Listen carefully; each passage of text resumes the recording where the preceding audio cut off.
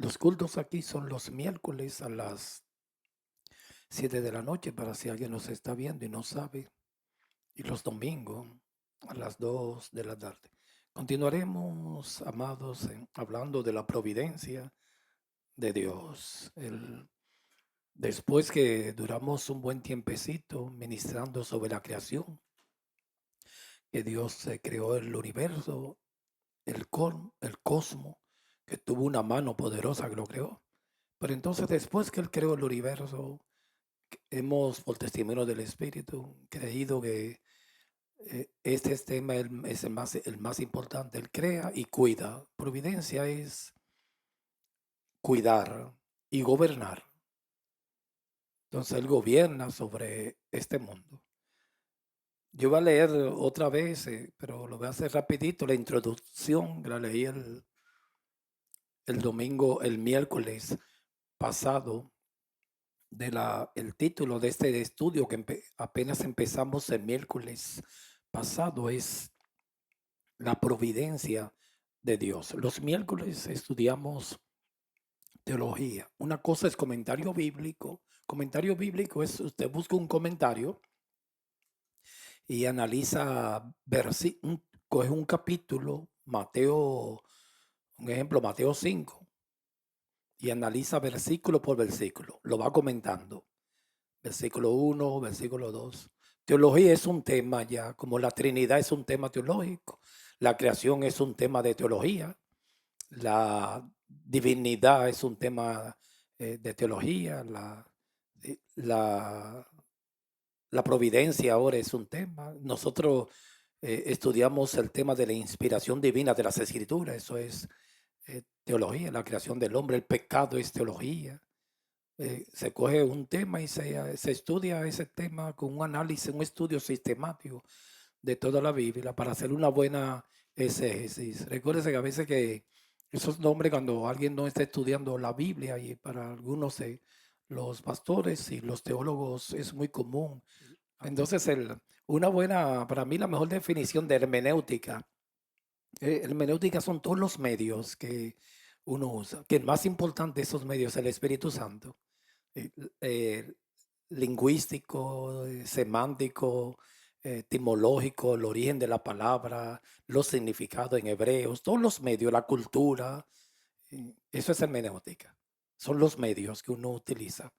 ¿Cuándo fue escrito? ¿En qué momento? ¿A quién le escribió la epístola? Si fue Pablo o Pedro, ¿a quién se la estaba escribiendo? El contexto, la historia, eso es hermenéutica. Todos los medios. Sí. Y exégesis es después que uno usa la hermenéutica, todos los medios, hacer una buena interpretación. Eso es exégesis. Entonces, mientras el hombre tenga más temor que lo esté interpretando de Dios, más respeto y por iluminación del Espíritu Santo, pueda hacer una buena exégesis. La hermenéutica son los medios para hacer una buena exégesis. Esa es la definición que más me ha gustado a mí. Entonces, la exégesis es la interpretación del texto y las hermenéuticas son todos los medios que uno usa, poniendo en primer lugar como medio el, el Espíritu Santo, porque se necesita eh, l- la iluminación del Espíritu. Sí. A veces nosotros en las iglesias, amados, me da un ratito. Hay mucha, porque como yo escuché un pastor que dice que se necesita la plataforma de un título de autoridad, como la iglesia de Tiatira, que dice esa mujer que se llama Isabel, que se dice profetiza. Por eso nos gustan los títulos, como yo soy el apóstol, yo soy profeta, y usamos esos títulos como plataforma para que nos dé más poder, más autoridad. La, el canon se cerró, amados. Eh, el ministerio apostólico, eso cesó ya, amados. Nosotros se recuerdan que estudiamos eso para si alguien nos está viendo. La palabra apóstol es apostelo. En ese contexto sí hay apóstol. Apóstol es que alguien que usted quiere decir enviado. Si usted está en su casa y envía el niño a la bodega, eso es un apostelo, de un enviado. En ese sentido sí lo hay.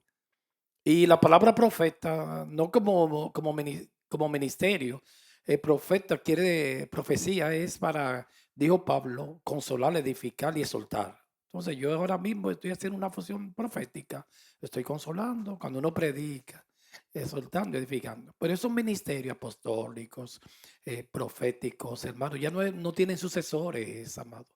Los 12 apóstoles ya no tienen sucesores. La revelación divina para las escrituras y el canon se cerró. Los 66 libros de la Biblia y ese canon se cerró. Una nueva revelación, ya toda la revelación está ahí, amado. Los ministerios como columna apostólicos, ya eso ya no hay sucesores. Y los profetas, que fueron las columnas del edificio. Entonces, cuando usted escucha que dicen la revelación, inspiración, que estudiamos la inspiración divina de las escrituras, la iluminación, en el sentido de algo nuevo, ya no hay nada nuevo, amado, ya todo está, el canon, la palabra canon es vara, medir, se cerró, que la Biblia fue inspirada por el Espíritu Santo. Ahora, nosotros necesitamos una inspiración divina, pero no para escribir la Biblia ni para hacer algo, una revelación nueva. Cuando usted dice, cuando uno lo dice, que algo nuevo, no, amado, ya tenemos que someternos a las escrituras. Leemos la Biblia por iluminación del Espíritu y cuando yo necesito revelación, es algo ya que está revelado, amado, no es nuevo. Es un texto que antes yo no lo entendía. Y por iluminación, en ese aspecto, ahí sí está la iluminación vigente. Y la inspiración cesó también. Pero entonces el Espíritu Santo me ilumina y me revela el texto, pero que ya estaba revelado cuando el canon, el que escribió el Espíritu Santo, ese texto, porque fueron hombres, por eso es orgánica la Biblia, participaron hombres e inquirieron. Y eso para mí era que no estaba revelado. Un ejemplo, hay un texto que yo le decía al Señor y yo sentí que, Señor, límpianos de toda contaminación de carne o corintios y de espíritu. Entonces yo le dimos una interpretación que una contaminación de carne es cuando alguien empieza a sembrar mucho en una área y se contamina de exceso, de mentira, etc. Entonces después de ahí viene la de espíritu. Entonces hay contaminación de carne. Pero si yo ese texto, yo antes no lo entendí, no sabía explicarlo, pero ya está revelado ahí. Es nueva para mí que no lo entendía. Entonces el Espíritu Santo un día me iluminó y me reveló el texto que ya está revelado. Lo que pasa era que para mí no estaba revelado. Entonces en las iglesias es carismático hoy en día hay mucha presunción. Siempre, hermanos, que una nueva revelación, no hay revelaciones nuevas, todas están aquí ya. Para mí sí es nueva, porque yo antes no la entendía. ¿Entienden, amados? Para mí es nueva. Antes, algo que yo no entendía, pero todo está revelado ahí. Todo el plan de Dios está aquí condensado en estos 66 libros de la Biblia. Ya no hay apóstoles nuevos, sucesores de aquello. El edificio ya se está terminando. Las columnas, el fundamento ya está, es Cristo, está puesto y las columnas son los apóstoles y los profetas. Ellos no tienen sucesores, amados. Por eso yo no sé cómo estos hombres hoy en día en este reino de la prosperidad, ahora ellos dicen, yo soy el apóstol. Y dice que son columnas, ¿sí? Yo soy el profeta. Porque necesitan el título como una plataforma de autoridad para poder subyugar y dominar y controlar. Necesitan el título porque en la iglesia de Tiatira, Jezabel necesitaba el título para trabajar con ese título y poder dominar. Dice Jezabel que se llama profetisa. Así son este espíritu que se ha levantado hoy en día porque nadie quiere ser siervo. Pero hay que tener cuidado. Una nueva revelación, eso está en la Biblia ya, hermano. Y eso, como dijo Salomón, y eso fue en los años que nos antecedieron. Para mí es nueva porque yo no la entendí y la entiendo ahora. ¿No te ha pasado a veces que usted lee algo en la Biblia y dice, I understand now, yo no lo, ahí te lo revelaron, pero el canon ya se cerró. Hay muchas cosas que yo le entiendo en estos días, pero eso es, los que fueron antes de que nosotros lo entendían bien, era yo que no lo entendía. Entonces el Espíritu Santo me ilumina, ahí sí está la iluminación del Espíritu. La revelación del Espíritu Santo, algo que ya está revelado. Y yo lo entiendo, que antes no lo entendía. Para mí, no es que estaba ahí, pero para mí sí es nuevo, porque yo no lo entendía. Entonces vamos al tema, amado, de la providencia de Dios. Dios hizo al mundo, el cosmos, el teísmo cristiano. Yo quiero leer esta introducción rápido que lo leí el miércoles. Se me pega el domingo, a veces el miércoles. Se opone a la separación deísta de Dios y el mundo. Eso tiene una mala intención. El deísta cree en Dios. Algunos deístas son monoteístas, que monoteísta, joven, es un solo Dios, politeísta, muchos dioses. Hay deístas que son monoteístas, que dicen que hay un Dios. Y una gran mayoría son politeístas, que dicen que son muchos dioses. Pero tiene una intención. Ellos, los deístas, dicen que diferente a ateísta, que teísta que creen en Dios, Dios. Esconder, deístas, que es un grupo de filosóficos, y ellos dicen que creen en Dios, pero que Dios se desentendió del mundo. Pero eso tiene un objetivo, porque si inmediatamente, hermanos, que usted dice que Dios no gobierna y se fue, entonces le da cabida a todo tipo de inmoralidad, porque el hombre no tiene que temerle a nadie, que eso pasó con los epicúreos y los hedonistas, que solo piensa en el placer. Entonces ellos dijeron, no, Dios hizo el mundo y nos dejó así al azar, usted puede hacer lo que quiera con el cuerpo. Que esa es la intención de ellos. No hay a quien responderle, no hay a quien temerle, haga lo que quiera, porque él hizo el mundo y nos dejó a la deriva y se fue, que son errores. Dios creó el mundo y él está gobernando, y los ojos de Dios, hermanos, se están vigilando entradas, salida de todos los hombres, uno por uno. Y cada persona en sus actos aquí, todo se paga aquí, hermano. Porque usted lo ha visto y yo lo he visto. Y se va a pagar, cada quien va a tener que dar cuenta por cada cristiano se impío, por sus obras en el gran trono blanco. El cristiano va al tribunal de Cristo, el impío al trono blanco. Pero todo, la mayoría, un 99% se paga aquí las cosas. A veces el FBI, que es la que trabaja aquí, y la CIA, que es internacional, la KG, la de Rusia, creo que es la KG, ¿cuál? KGB, creo, no recuerdo. Los servicios de inteligencia de Rusia, los de aquí. Amados, a veces puede ser que un crimen quede impune,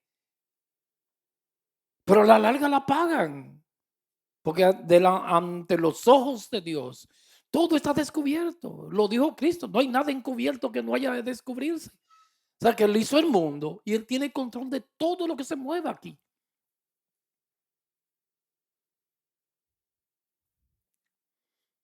Y él está gobernando. Y él hace lo que él quiera, a la última instancia. Como decía Calvino, en sus decretos, designios, se hace lo que él quiere. Y cuando sucede algo es porque él lo permite, hermanos. Hay una voluntad absoluta y una permisiva, él lo permite. Él manda juicio a naciones, a hombres a diario. Si para New Jersey viene un día una tormenta y él no quiere que suceda, él la detiene. Dice, no, aquí no vas a llegar. Él le pone también límite al hombre y le pone fin. ¿No? Como lo hizo, eso es providencia. Como lo hizo con Belsasar, no, hasta aquí llegaste. En Babilonia.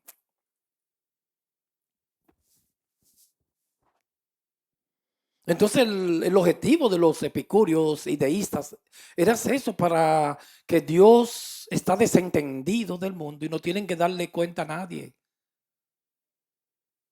Ese es el propósito de estas filosofías, que ellos les dicen a los niños: tus padres son unos dictadores porque tú tienes que darle placer, el hedonismo, epicureísmo al cuerpo, y tus padres no te dejan. Tienes que quitarle ese padre de ahí para que tú hagas lo que tú quieras con el cuerpo. Tremendo engaño. Porque ese es un camino de muerte. Entonces el muchacho, el pobre, lo van ideologizando en la escuela, adoctrinando, y le dice que ese patriarcado te tiene oprimido, porque es la misma mentalidad de Karl Marx, que él puso a pelear el rico con el pobre. Él dice: no, el rico, el que te tiene tu pobreza, porque trabaja mucho con el victimismo. Tú estás pobre por ese rico que te lo ha chupado todo. Entonces ahí vinieron las luchas de clases, el proletariado, el de abajo con el de arriba. Y siempre ellos buscan un enemigo fantasma que no existe. Esas filosofías socialistas. Un enemigo que no existe, hermano, fantasma. Lo preparan. Entonces nunca la persona quiere responsabilidad. Trabajan con el victimismo. No, tú estás así por el blanco. Si la persona es de tez oscura. El niño, tú estás oprimido, es por tu papá. Tienes que liberarte de él. Dale gracias a Dios por esa opresión del papá. Si se le llama opresión a la disciplina, que yo no le llamo opresión, que te permite que no te dañen, ni sea promiscuo. Porque ese padre yo le doy gracias a Dios por mi padre, que si yo me hubiese criado solo y no hubiese estado aquí hoy, porque era un camino de muerte, era promiscuidad, iba a ser de todos, pero mi padre me ponía un freno. Y eso es lo que hacen estas filosofías. ¿Qué hicieron los deístas y los epicureístas? Dijeron: no, Dios hizo el mundo, sí, pero tú puedes hacer lo que tú quieras con el cuerpo, porque Él no está gobernando, Él se fue. No hay quien te vigile. Por eso los delincuentes, cuando van a hacer una fechoría, lo primero que quitan son las cámaras para que nadie lo registre.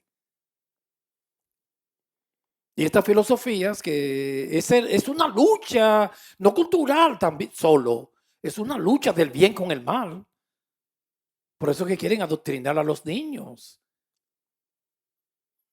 Entonces, y todo es con los principios de Dios. Dios dice: no, hay dos géneros, dos sexos, varón y hembra. Ellos dicen: no, tú eres que es la sociedad que te hace hembra o varón. Es como tú te autopercibas. Es lo que tú quieras hacer. Es todo que lo alteran. Y así que está el mundo. Por eso es que estamos en los últimos tiempos. Por eso me gusta este tema de la providencia de Dios. Él tiene control absoluto de todo. Es soberano y gobierna sobre principados y potestades. Entonces, a última instancia, esa es la intención de estas filosofías. Digo: no hay un Dios. Haga lo que usted quiera. No hay quien te vigile. Si hay algo, hermanos, en mi vida que eso me ha ayudado a mí, me perdonan. Al temor a Jehová, para mí ha sido un gran freno. Hay cosas que en mi carne yo he querido hacerla.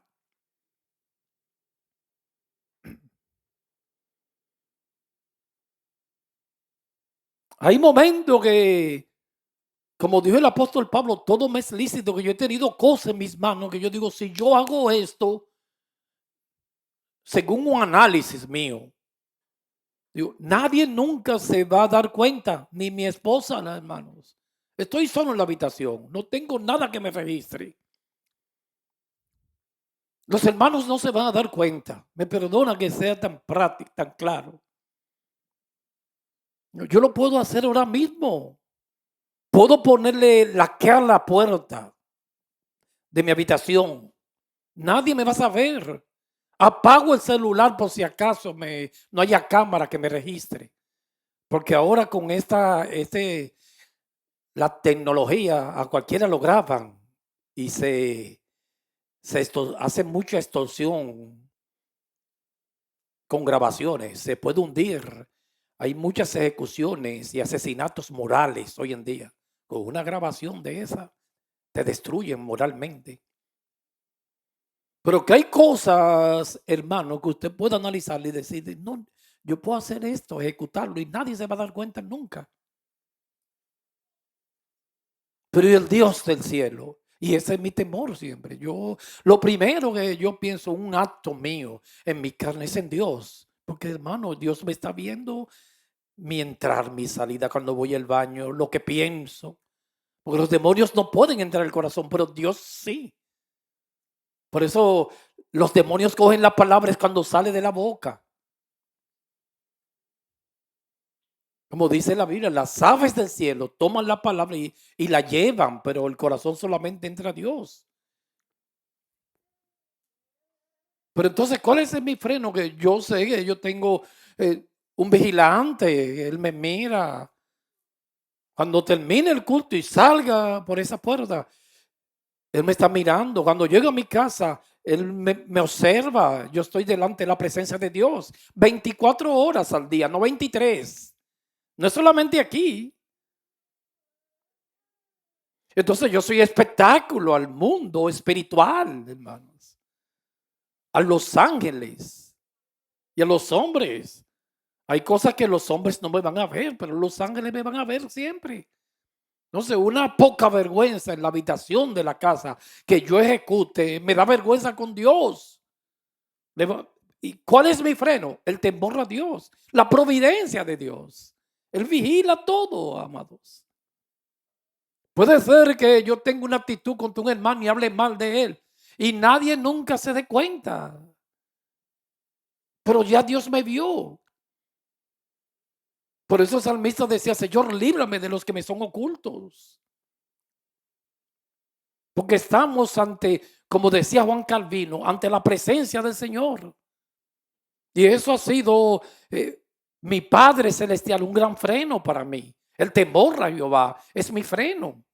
Digo, no, yo no lo voy a hacer, pero es que nadie lo va a ver, pero no lo voy a ejecutar. Ahora, hermanos, eso le cae a los pastores, los miembros de las iglesias. No hay pecado más estúpido que yo veo en una infidelidad, porque hermanos, ahí sí no hay para dónde coger. Como dicen en mi campo, ahí no hay tutía, porque ya ahí hay un testigo, ya la mujer que compartió con ese hombre o el hombre con esa mujer. Ya va a ser esclavo de por vida con esa persona que cometió el adulterio, si es casado, porque para el matrimonio es adulterio, y la fornicación si son solteros. Ya está usted es preso de esa persona ya. Esa persona puede ir a la iglesia y decirlo. Como siempre sucede, los adulterios, por lo regular, hasta ahora yo no he visto uno solo, ni las fornicaciones. Que vaya un ministro y lo diga, no tiene que decirlo en público en la iglesia, pero en privado, mira, cometí esto. Siempre lo encubren. Siempre la que lo dice es la víctima, la persona que eh, porque si es el predicador con la persona que salió, siempre son ellas que la dicen. O él, pero por lo regular, como son ministros, son ellas. Mire, ese hombre está ahí predicando, pero ese hombre salió conmigo. Perdóneme que hablé tan claro así. Inmediatamente ahí ya cae en las manos. Como dijo Salomón, a causa de la buena ramera, el hombre es reducido a un bocado de pan. Y ese es el pecado que más daño que puede destruir un hombre o una mujer. La fornicación, el adulterio.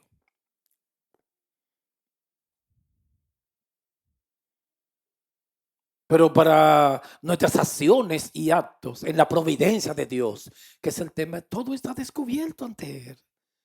Y los juicios se hacen aquí mismo, aquí. Cuando Él venga, vas a ejecutar juicios, pero aquí, hermano, aquí. Porque uno lo ve a diario.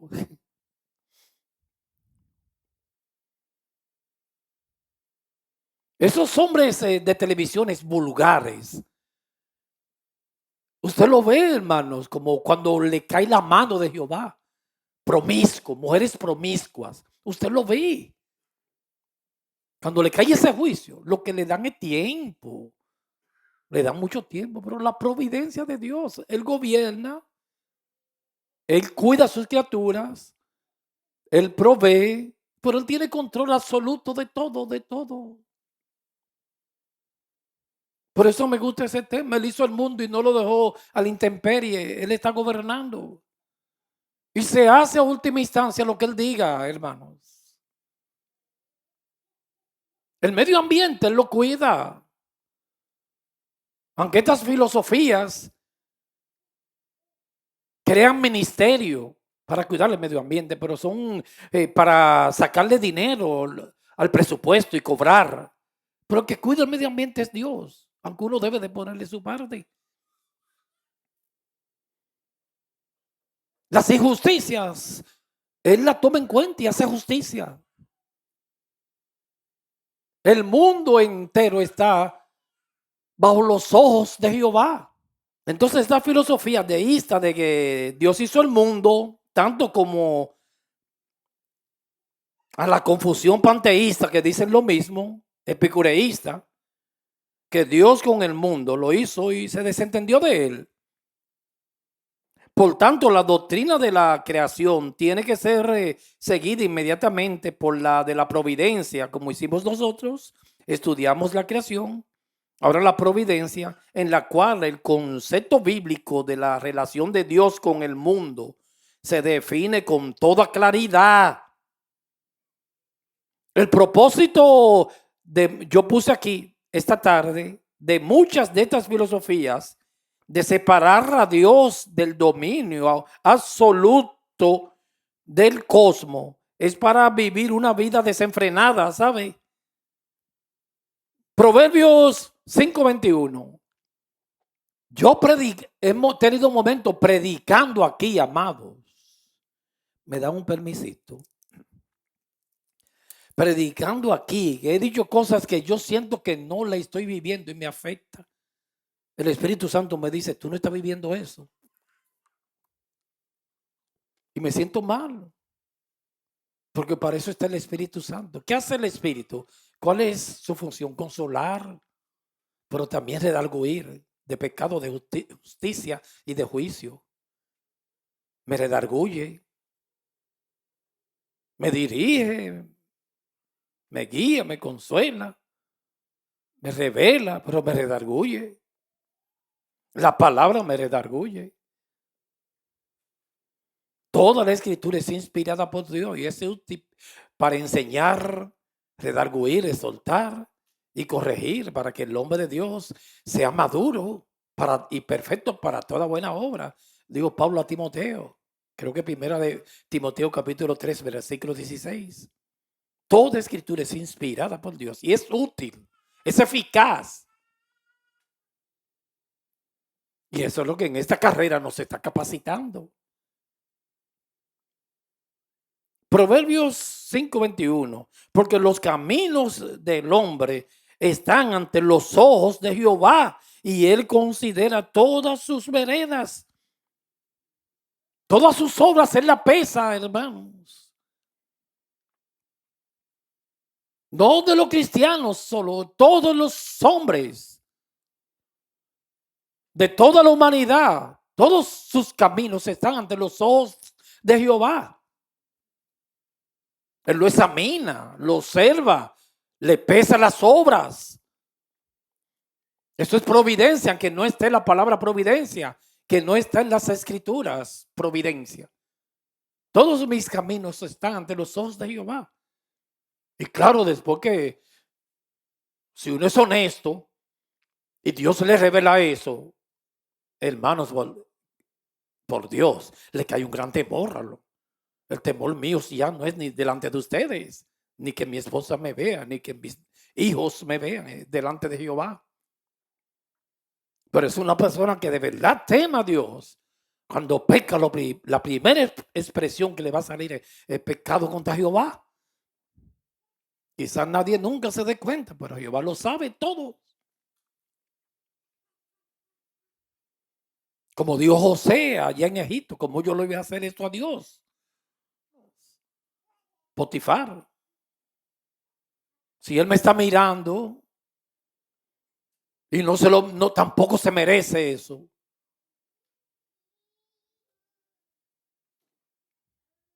Como dijo Policarpo en el año 165 después de Cristo, uno de los obispos de esas iglesias, de las 7 iglesias, una de ellas de Apocalipsis, cuando le dijeron, niega a Jesús, y él dijo, ¿cómo yo le voy a hacer eso a mi Dios? Si él nunca me ha hecho mal, solo bien. Y cuando un hombre de verdad teme a Dios, esa es su primera pregunta. Respuesta, ¿cómo yo le voy a hacer eso a Dios? José primero, en esa tentación que la mujer de Potifar diario lo molestaba, él pensó en Dios primero y después en Potifar. La providencia de Dios, porque nos están mirando, hermanos. Cada paso mío, el de arriba, él me ve. No es para vivir en paranoia, pero por Dios, hermanos, él lo conoce todo. Mis acciones, mis actos, mis actitudes, él la ve. La palabra no está en la boca y él la sabe. Eso se llama providencia.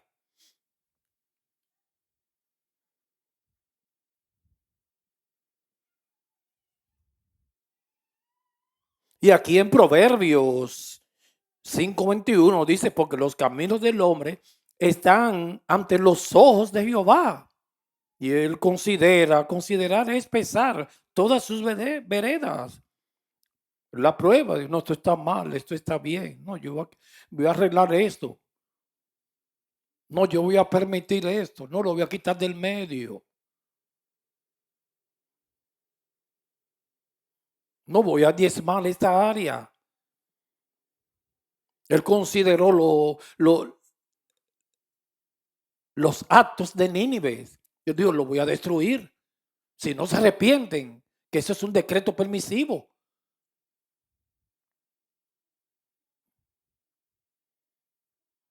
Hay decretos de Dios, perdón, un decreto condicional y hay decretos incondicionales. Ahí no vale, hermanos. Usted puede arrepentirse, hacer esto de penitencia, ayuno, un decreto incondicional. Tiene que suceder porque es incondicional. No hay condición.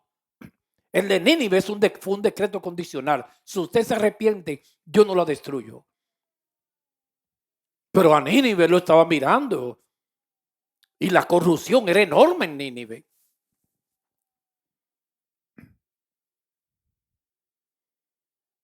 Por el pecado de homosexualismo, él quemó a Sodoma y Gomorra.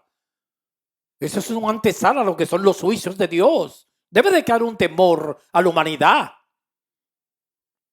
La providencia de Dios. Y puede ser que ese decreto en Sodoma y Gomorra era condicional, hermanos.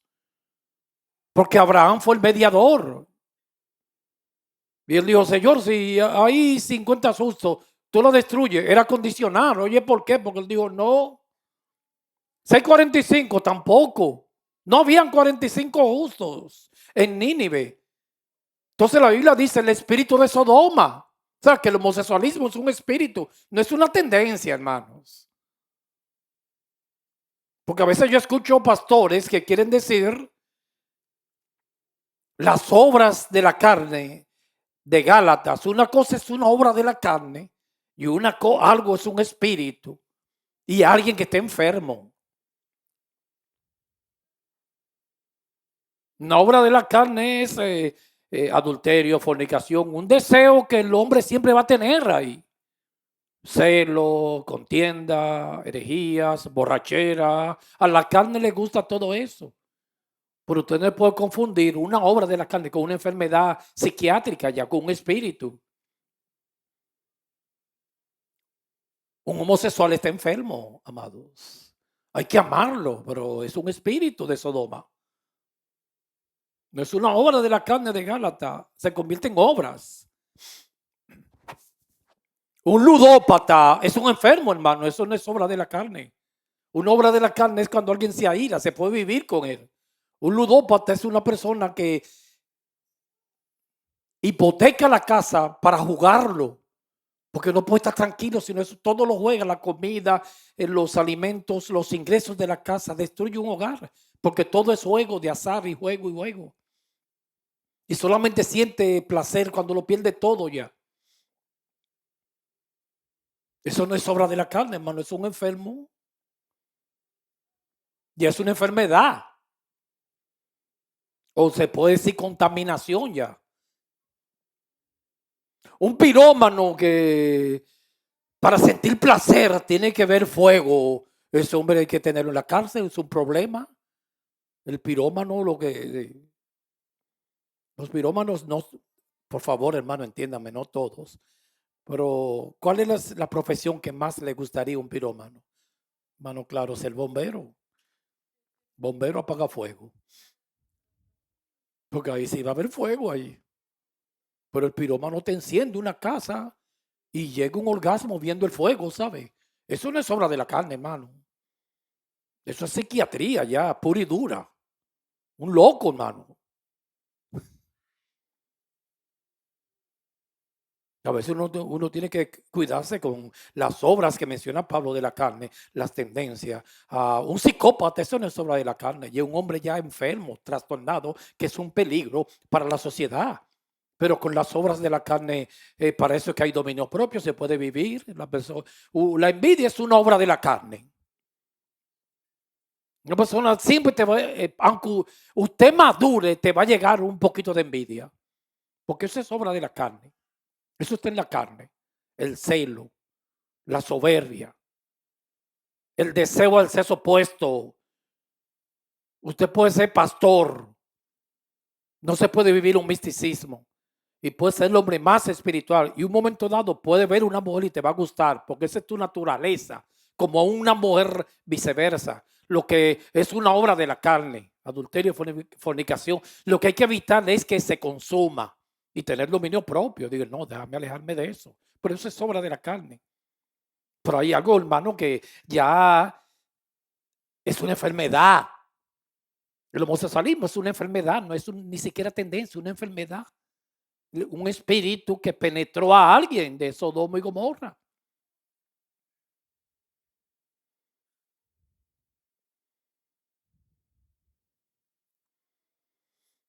Una persona que con un grado de psicopatía, que pierde las emociones, eso no es obra de la carne, hermano, está enfermo. Es un peligro para la sociedad. Hay que sanarlo. En el mundo, como yo siempre he dicho, psiquiatría.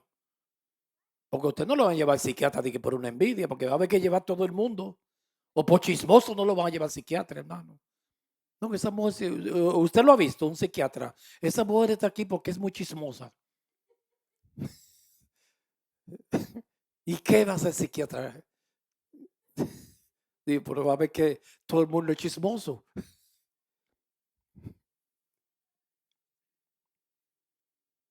Si es en la iglesia, sin psiquiatría, hermano. Yo no necesito psiquiatra. Es una bendición los psiquiatras allá afuera. Aquí, el que, dígame, el poder del Espíritu Santo me sana, me libera y me levanta. El poder de la sangre de Cristo.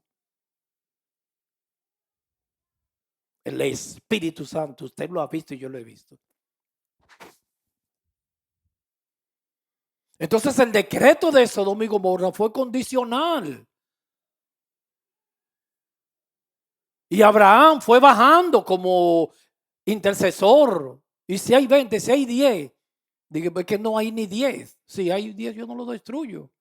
Y tuvo que descender. Que eso es una antesala de lo que es un juicio. Y eso está escrito ahí. Y mandó fuego del cielo, cayó. Porque esa ciudad estaba tan promiscua y prostituida, hermano, cuando fueron los ángeles donde Lot le dio como anfitrión esos ángeles, las hijas de él, y ellos no la querían.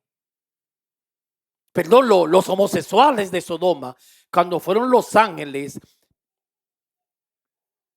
ellos querían violar a los ángeles y Lot, por el temor a Dios, el sobrino de Abraham, le dijo, tengan mis hijas que son hermosas. Ellos dijeron, no, queremos los ángeles.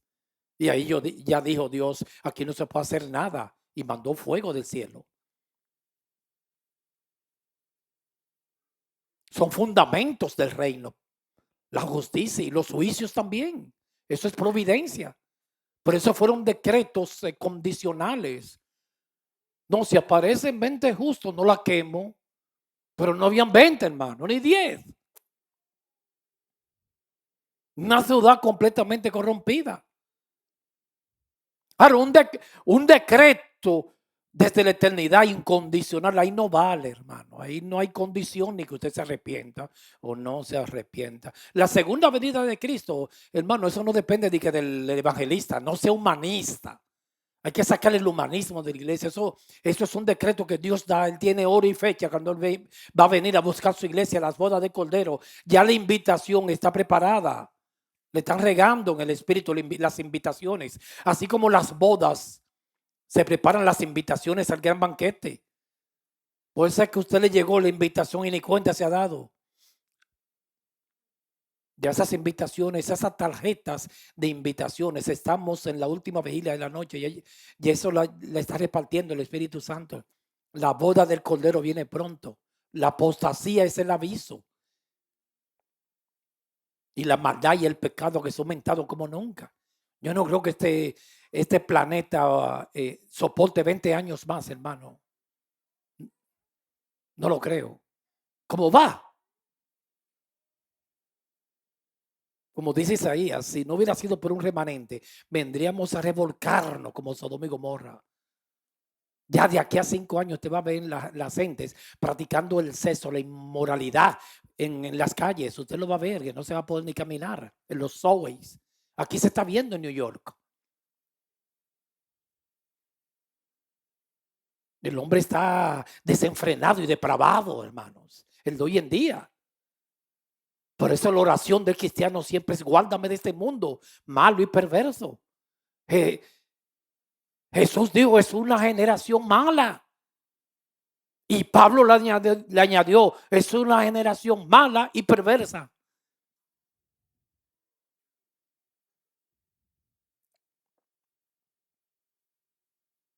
Esa generación que se ha levantado, la milenial y la Z, mala y perversa. Y está fuera de sí, de la realidad. Porque usted le dice que eso es negro y usted dice que no, que es blanco. Usted, mire, es una mujer. No, es un hombre, es lo que quiere hacer. Está fuera de la realidad. Está delirando. Y la iglesia durmiendo, buscando lo suyo, desesperada, y que venga gentes, porque yo no, una enfermedad con las gentes, porque eso es dinero, claro. Que venga gente, que se llene, que se llene.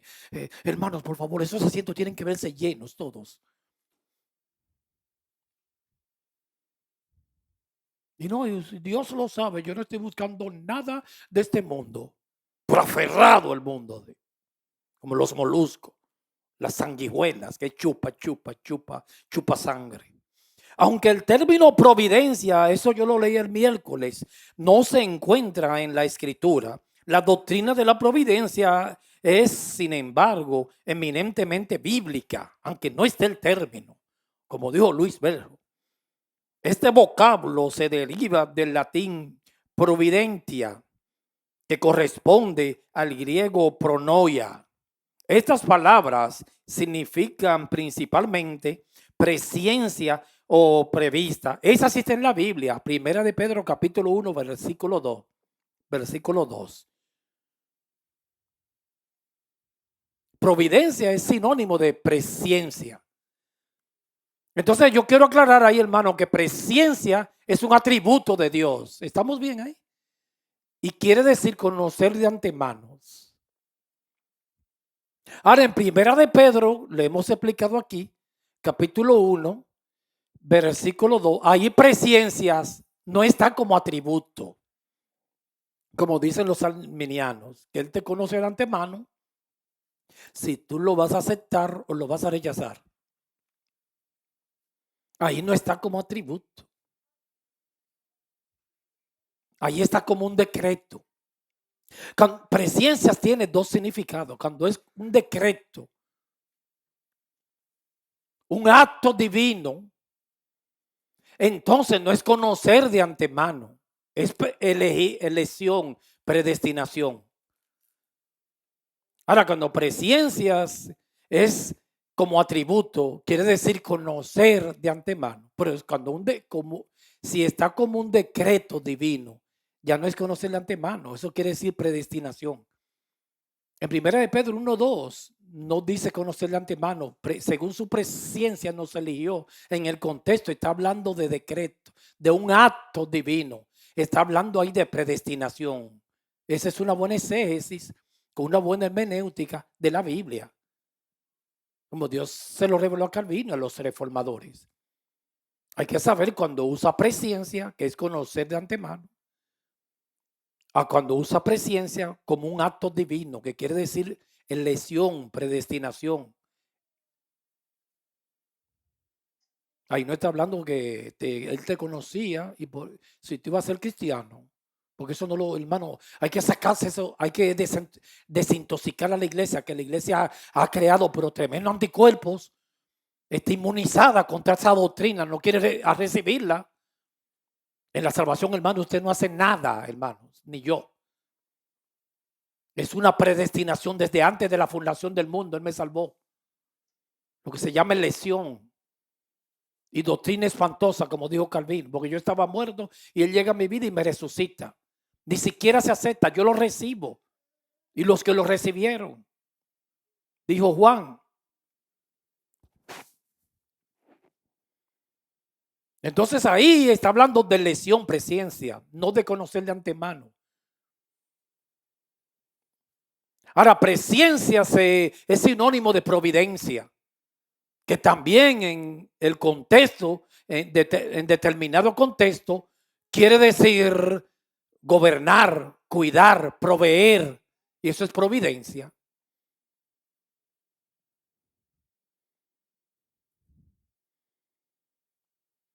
Entonces los reformadores dijeron que aunque providencia no está en la Biblia, tiene afinidad con presencia, que es gobernar, es conocer de antemano, pero presencia es gobernar, proveer, cuidar. Entonces Dios hizo el mundo y Él lo cuida. Y sucede, hermanos, lo que Él diga. Si Él no quiere que suceda algo, si Jehová, el Dios del cielo, hermano, Él determina mañana un avión que estaba supuesto a caer. Si Él dice, no se va a caer, no se cae, ¿sabe? Pero se lo dio Jesús a Juan, a Pedro, que Pedro antes de madurar era muy inquieto, como colérico, sanguíneo. Iba caminando con Jesús y él le dijo, ¿y este? Porque Jesús le estaba diciendo a Pedro que iba a morir de vejez. ¿Y este qué? Y le dijo Jesús, si yo quiero que él no pase por la muerte, que él se quede vivo hasta que yo llegue, ¿qué a ti? Olvídate de Juan, preocúpate por ti. Entonces significa principalmente presencia o prevista, pero gradualmente adquirieron otros significados. Presencia se asocia por una parte con planes, lo que yo decía ahorita. Providencia tiene afinidad con presencia. Presencia, aparte de conocer de antemano, quiere decir un plan. Eso es providencia entonces. Yo no creo, hermanos, que una persona que se geste en el vientre, cristiano o impío, que eso fue al azar así. Para cada persona Dios tiene un plan. Un propósito. Yo no creo que nadie vino a este mundo de que para estar de más dando vueltas y venir a comer comida aquí y a molestar para acá. Es con un plan. A Judas lo trajeron con un plan. Fue un vaso de ira, un propósito. Entregar a Jesús. Para eso no había arrepentimiento. Él se arrepintió, pero de metanoia, de mente. Pero de espíritu no. Eso se llama vaso de ira. Jesús le dijo, lo que va a hacer, hazlo pronto. Con un beso entrega al Hijo del Hombre. Nadie viene a esta tierra de que al azar. Dios tiene control absoluto de todo. Cada criatura que se le dice bienvenido a esta tierra, desde que se gesta en el vientre de la madre, los ojos de Dios ya empiezan ahí a mirar. Desde que yo me estaba gestando en el embrión de mi madre, ya Dios me estaba mirando. La primera bebé mía, porque yo creo 100% en la soberanía y la providencia de Dios que partió con el Señor. Dios permitió a los 9 meses que partiera. Es un misterio. Yo no sé, no le puedo buscar explicación a eso. Fuimos quebrantados, mi esposa y yo, muy quebrantados. Para eso no le servíamos al Señor. Estábamos en el mundo en pecado. Cuando yo digo pecado, no es haciendo cosas malas, que no le servíamos a Dios. Y yo me hacía muchas preguntas. ¿Y por qué me la llevaste, padre? Porque yo me crié en un hogar cristiano, lloraba, pero no le servía al Señor. Pero en su providencia, Él permitió que se fueran los 9 meses en ese tiempo. El peligro es cuando empezamos a cuestionar.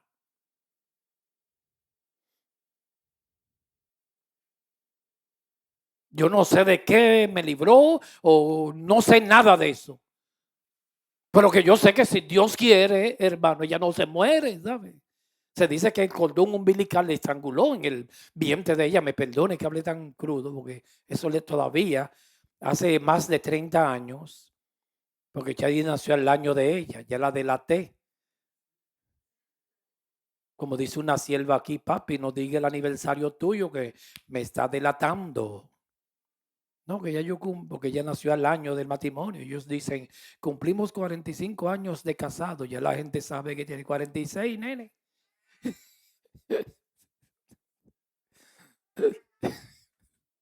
Y las mujeres hay que respetarle esa dignidad. No les gusta que digan su edad. Eso me gusta a mí de Iliana, que Iliana ya dice su edad. Ya 50, nosotros nacimos la misma fecha, ya lo dice así. Oh, qué lindo. No, siervo, tenemos 54. Perdón, hermano, yo bajé 10, 64, hermanos. Yo he visto muchas aguas correr debajo del puente ya. Y ella lo dice así, decimos, cumplimos años la misma fecha, julio. Yo el día 11 de julio, ya tú sabes, mi amor, me tiene que salir un regalito. Pues yo aprovecho con ella los 10 los padres y el cumpleaños. Y ella, yo creo que cumple años el día 12. Cumplimos siempre juntos. Ya los cumpleaños a mí, yo me preocupo cuando van llegando. Cuando este que viene, es más preocupación para mí, son 65, nene. Pero hay que seguir, hermano, ¿qué vamos a hacer? Estamos aquí. ¡Aleluya!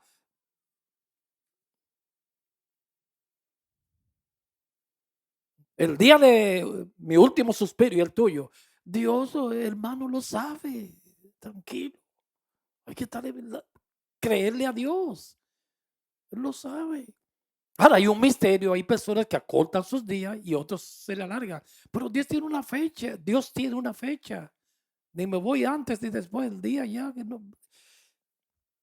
Si no es mi día, aunque los paramédicos duren 5 horas y haya un tapón, congestionamiento en la ambulancia, no es mi día, hermanos. Eso se llama, por eso es que me gusta esa palabra, que la usa mucho mi esposa, que yo lo dije el miércoles. Descansa en el Señor. Deposítate bajo las alas y las manos del Omnipotente. Descansa en Dios. Dios, Señor, tú tienes cuidado de todo, de mi organismo, de mis células, de todo. Yo voy a descansar en ti. Reposa en el Señor. Porque torre fuerte es el nombre del Señor. A Él correrá el justo y será levantado. Yo he tenido situaciones en mi vida, hermanos, que he vivido el mismo infierno.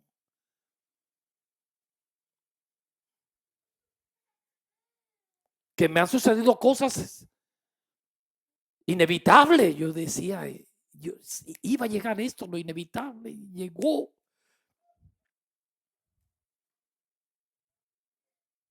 Y cuando miro atrás que veo que Dios, su mano poderosa, me sacó. Yo digo, wow, Señor, pero me sacaste del mismo infierno, de un hoyo, pero un hoyo. Grande es tu nombre, cómo no adorarte. Y así hay momentos que cada creyente, hermano, se le presentan los enemigos detrás, como el pueblo de Israel en Egipto, y el mar rojo delante, que no hay alternativa. Hay que confiar, levantar la vara, como Moisés, y confiar en Jehová solo. Dice, Señor, si tú no me sacas de esta, sálvame que me ahogo. Momentos difíciles que llegan a nuestras vidas. A mí me han llegado, y yo sé que a ti, momentos difíciles. Y, ¿pero qué es esto? Y ahora, Señor, como yo salgo de esta, estoy como en un infierno. Tú no tienes salida, no tienes solución. Y le busco allí, no encuentro solución. Y cuando acudo al hombre, como que me turbo más. Digo, ¿y ahora? Entonces, claro, hermano, al pasar de los años se ha ido formando un carácter en mí. Cuando yo miro hacia atrás, digo, me sacó de ahí, me sacó de allá, me sacó de acá y de acá. Grande es tu nombre. Y la adoración mía no es la misma hace 5 años ni 10. Es un clamor que yo no lo puedo explicar. No me pregunte de una exclamación, algo de mi ser, como una gratitud que yo no encuentro cómo pagarle.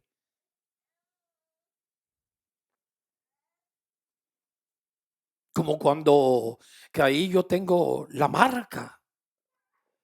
Cuando me dieron el balazo en Puerto Rico, que llamaron a mi casa y mi vieja dijo, ay, me mataron al muchacho porque las madres sufren mucho, me lo mataron ya.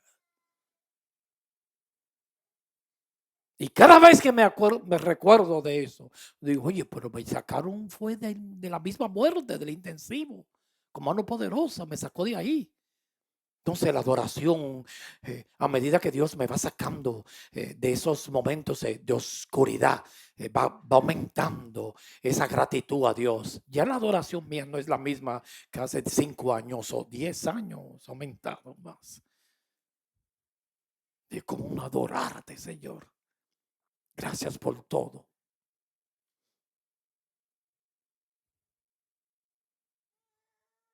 Hay cosas que yo no sé si a ti te ha pasado que tú dices, pero es que eso no me cabe en la mente. ¿Cómo fue eso? Yo ni cuenta me di.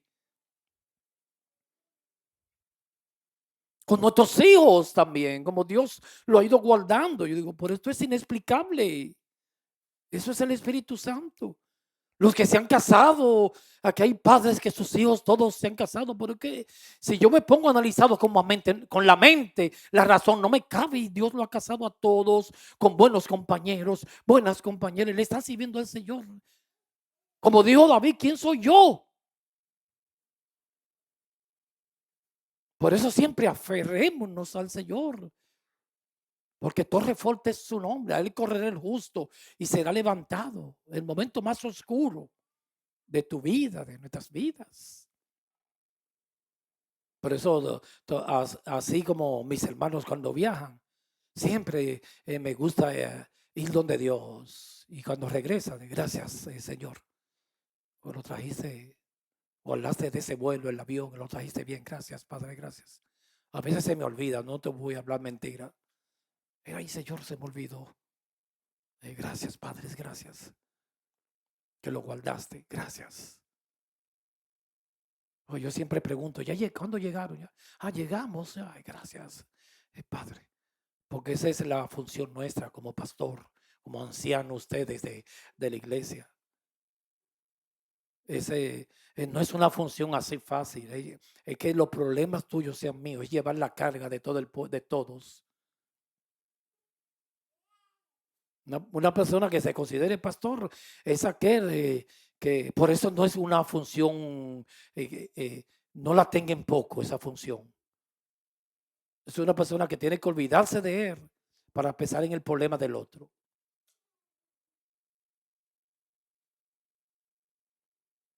Yo a veces he dicho aquí, yo no quería decirlo, pero el Espíritu Santo me está inquietando que lo diga. Yo he dicho aquí que un pastor es un vago, ¿se recuerdan? Como 2 veces, pero en el contexto es para decir que nosotros no hacemos esos trabajos de tanta fuerza como construcción, que nuestro trabajo es ministrar aquí. Pero yo no, le pido perdón a Dios por esa palabra para no faltarle respeto al ministerio.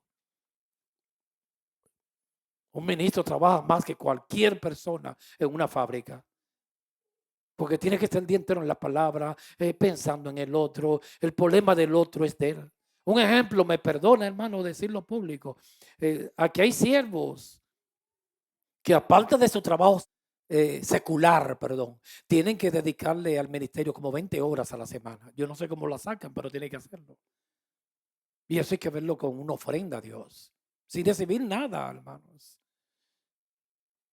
Ejemplo, la sierva que toca el teclado, ella me dijo en estos días que tiene que dedicarle a la música 35 horas a la semana, que es mucho. A mí el menos horas. Lewis en el sonido, editando los mensajes, para mí tiene que estar por las 20 horas, que es bastante, aparte de su trabajo, sin recibir nada, solo por amor al Señor. Eso es una ofrenda, olor fragante a Dios.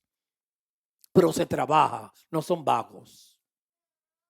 O sea, yo estoy aquí y aunque me levanto un poquito más tarde un día, no soy un vago, hermanos.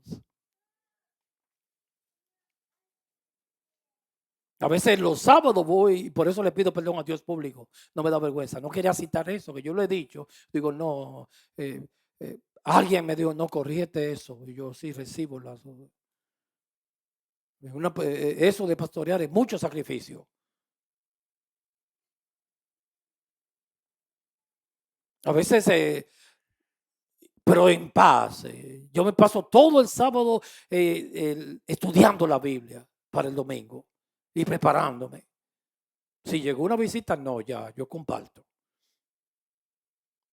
A veces me levanto a la madrugada en un texto y lo apunto porque tengo que estar atento porque qué es lo que quiere el Espíritu. Hoy desde que subí aquí yo no tenía nada en agenda y el Espíritu Santo me dice, no, pídeme algo. Y yo digo, porque es hermoso orar en el Espíritu. Eh, Nada material, no me pida ahora. Porque no estamos en la ley de reemplazo, que la iglesia dice que todo lo que era de Israel es de ella. Lo de Israel era físico, lo de la iglesia es espiritual. Pídeme algo espiritual. Digo, Señor, yo te quiero pedir hoy y para la iglesia, empezando el culto,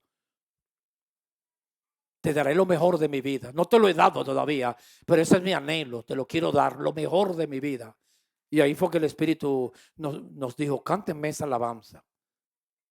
Que yo no sé si los hermanos la tenían en el programa. Cánteme la alabanza, te daré lo mejor de mi vida. Y los hermanos, las que cantan aquí, todas ellas se le envían uno tiene que respetarlas, hermanos, no son vagas, trabajando día y noche para ellas. Nosotros estamos haciendo en las alabanzas lo que se llaman voces. Se pasan horas y horas porque se le envían las voces preparando, como el que toca la batería. Son horas, aparte de venir cansado del trabajo, 5 y 4 horas ahí practicando, esforzándose para hacerlo mejor. Y eso es una ofrenda que Dios la recibe con los brazos abiertos.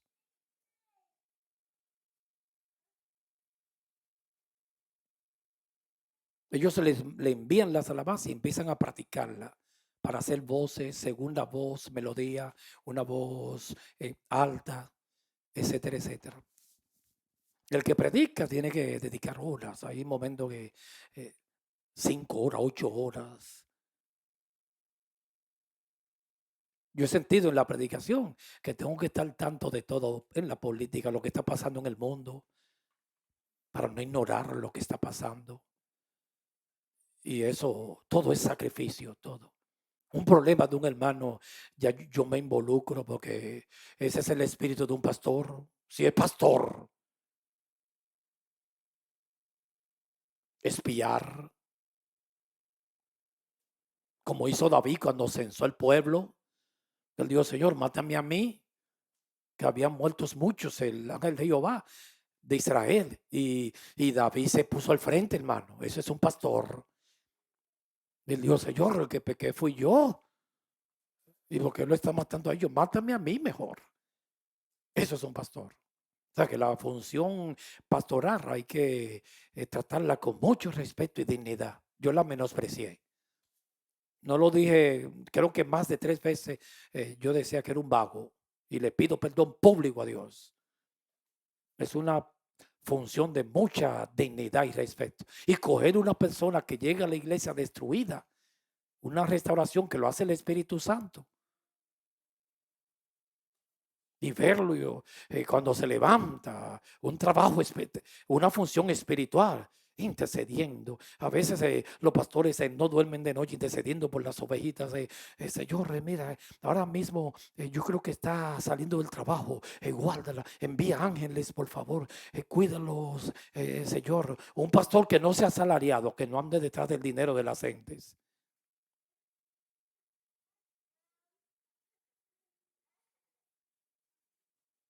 como hizo Cristo. Nosotros somos imitadores.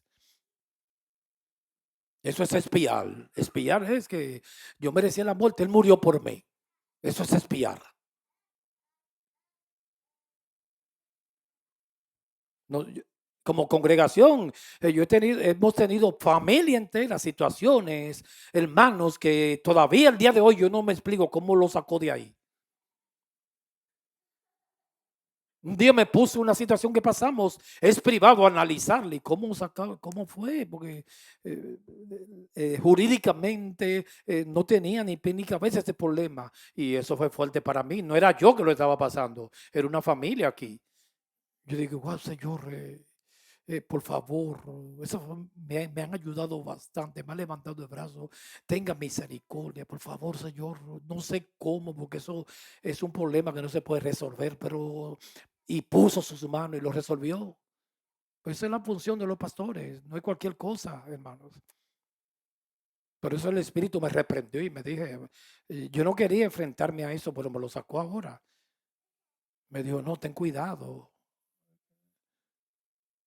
Como le decía Pablo a Timoteo, que nadie te tenga en poco.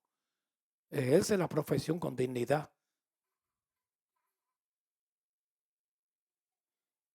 Y siempre le ruego a Dios, no tengo esa capacidad, pero le ruego a Dios que me dé la capacidad de entregarme por el pueblo y ser una ofrenda para la iglesia.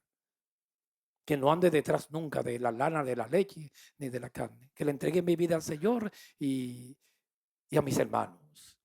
Y que sus problemas, esa capacidad sea mío también. Un problema de uno de ustedes sea mío.